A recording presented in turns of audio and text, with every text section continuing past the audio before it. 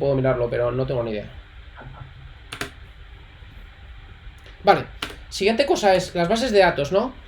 Claro, ahora ya más o menos sabemos cómo funciona el sistema operativo, sabemos cómo funciona el hardware así a grandes rasgos. No es que sea una introducción muy detallada, pero es lo suficiente para entender, digamos, los siguientes capítulos y algunas de las cosas más importantes. Seguramente me he dejado algunas cosas que también son importantes, pero, pero las más importantes desde luego están dichas, ¿vale? Entonces, claro, lo normal es que escojamos una base de datos cuando vamos a trabajar con grandes cantidades de datos. Podemos no coger base de datos, podemos hacerla nosotros, pero da igual, es decir, a la hora de hacerla nosotros o usar cualquiera, si no entendemos bien cómo funciona por debajo, nos vamos a encontrar problemas. Entonces, la realidad del invento es que diferentes problemas necesitan diferentes soluciones. Es decir, la panacea esa de que me instalo una base de datos y me vale para todo, y aquí poner base de datos, poner lo que queráis, no es real. Es decir, en ningún caso te vas a encontrar una base de datos o cualquier cosa que sirva para todo. Dicho de otro modo, no puedes comprarte un coche que vaya bien por un camino de cabras y que además vaya bien por una carretera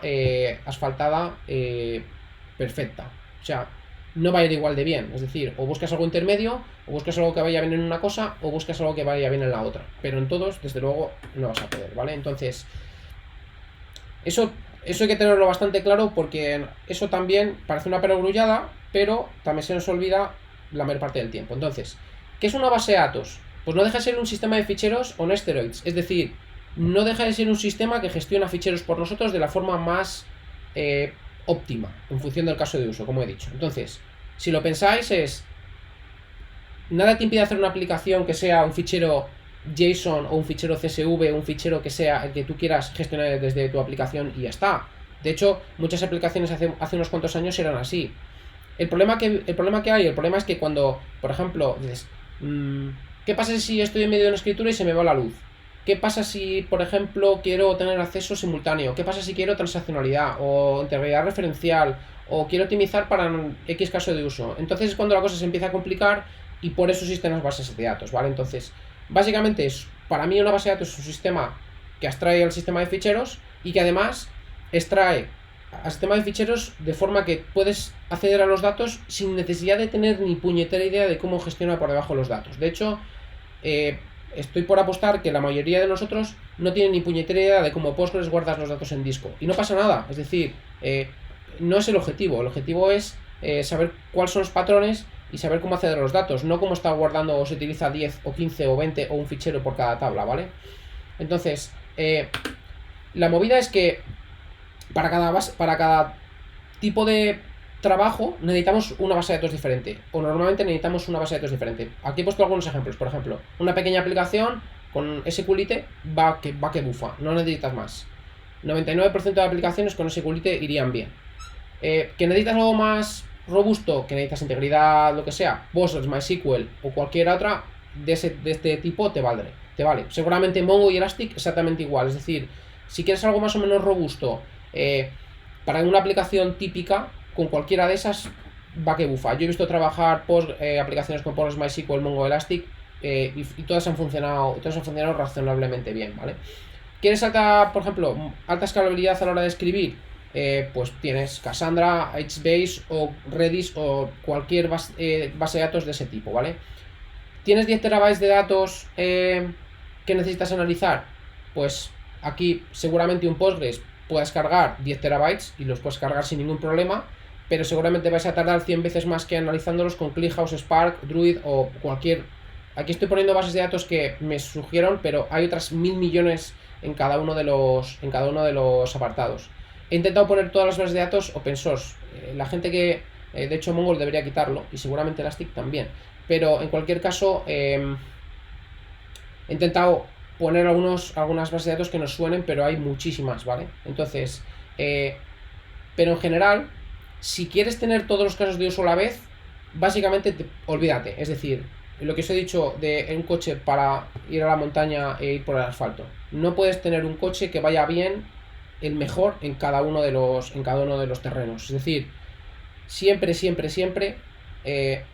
tienes que elegir el punto fuerte de lo que quieres. En general, cuando estás arrancando, obviamente no vas a elegir una base de datos analítica. No te vas a coger BigQuery como el principal data storage de tu aplicación, no tiene ningún sentido. Primero porque no está preparado y luego segundo porque no encaja con el paradigma. Entonces, ¿qué es lo que pasa cuando nosotros elegimos una base de datos Postgres, MySQL o lo que sea, que crecen tanto los datos que empiezo a querer cambiar o empiezo a pensar en otras alternativas?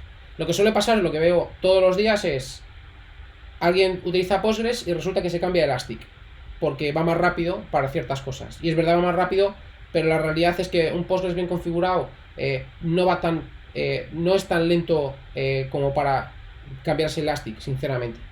Entonces, si te cambias algo tiene que ser 100 o 1000 veces mejor, porque si no, básicamente lo que estás haciendo es haciendo el tonto, invirtiendo un montón de tiempo en cambiar de base de datos, e invirtiendo un montón de tiempo en entender otra base de datos que te va a costar la vida entender. Entonces, ¿cuál es la otra alternativa que se utiliza en el mundo del hardware siempre? Es básicamente mover los datos, es decir, copiar los datos.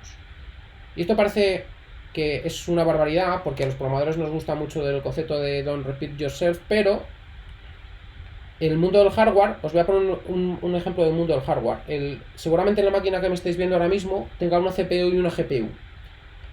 La CPU es una unidad de procesamiento general, la GPU es una unidad que sirve para renderizar datos en la pantalla, es decir, es un microprocesador especialmente desarrollado para eso. Entonces, cuando la CPU quiere pintar datos en la pantalla, la forma de comunicarse es a través de la memoria. ¿Y qué hace? Copian datos de un sitio a otro, es decir, cogen los datos, los ponen en un sitio y lo que hace otro micro u otra, digamos, otro ente, copia los datos de un sitio para otro, de forma que la CPU los deja en memoria y los mueve de ahí a la GPU, y la GPU ya trabaja con esos datos y los pinta en la pantalla. Es decir, mover los datos de un sitio para otro es algo que en el mundo del hardware se lleva haciendo toda la vida. Y aquí os puedo poner todos los ejemplos, podéis coger todos los ejemplos que queráis, de la GPU a la tarjeta gráfica, de vuestra tarjeta de red a la CPU, todo. Es decir, todo se basa en ir copiando datos de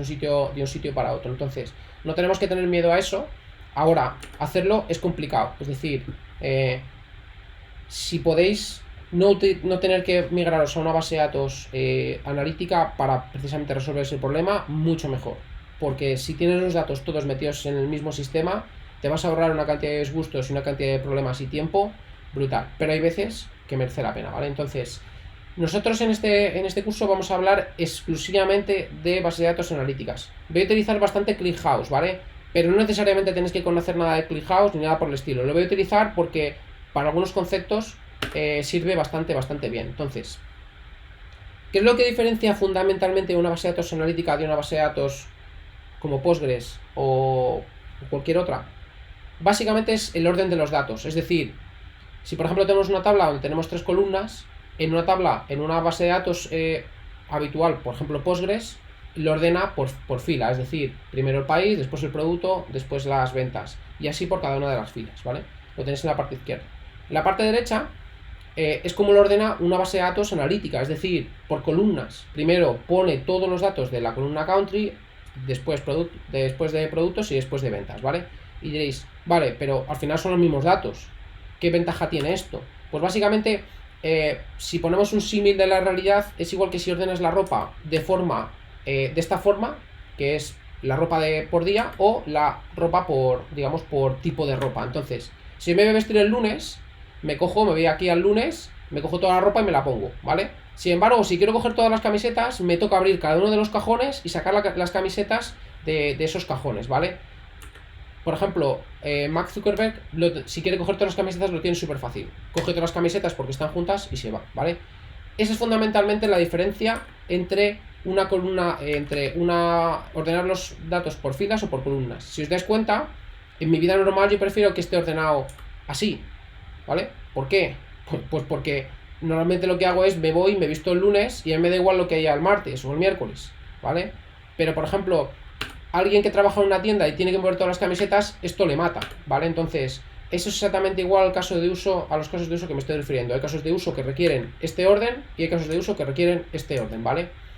Entonces, claro, ¿por qué ordenar los datos de esa forma, en forma de columnas, es mejor? Pues básicamente es Primero, porque si tengo que seleccionar solamente una de 100 columnas, que es un caso muy típico, solamente tengo que ir a memoria a buscar, un trozo de memoria que contiene esa información. Segundo, al estar datos similares puestos en memoria en sitios muy cercanos, si os dais cuenta, claro, como son datos similares, es fácil que el compresor, si comprimimos datos, que vamos a ver que siempre los vamos a comprimir, es mucho mejor. Es decir, si yo tengo todos los datos que son de países exactamente puestos uno detrás de otro, si tengo, por ejemplo, España, España, España, España, España, comprimir eso es trivial. Mucho más trivial que España, el producto Pepito, sales 30.000, ¿no? Y luego se puede vectorizar, ¿vale?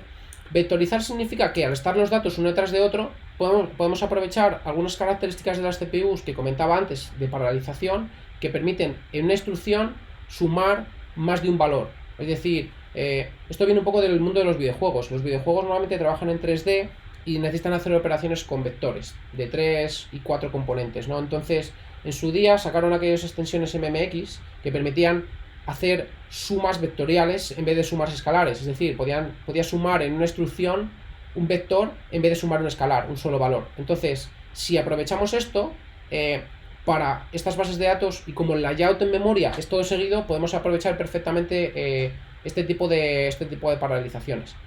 No quiere decir que en una base de datos como Postgres no puedas aprovecharlo. Claro que se puede aprovechar, pero obviamente te toca recolocar los datos para pasárselos al registro, a los registros SSE en este caso, para poder hacer las operaciones en paralelo, ¿vale? Entonces, súper importante estos tres conceptos de solo selecciona los datos que tú quieres, y esto es muy importante, mejora la compresión y además podemos vectorizar, ¿vale?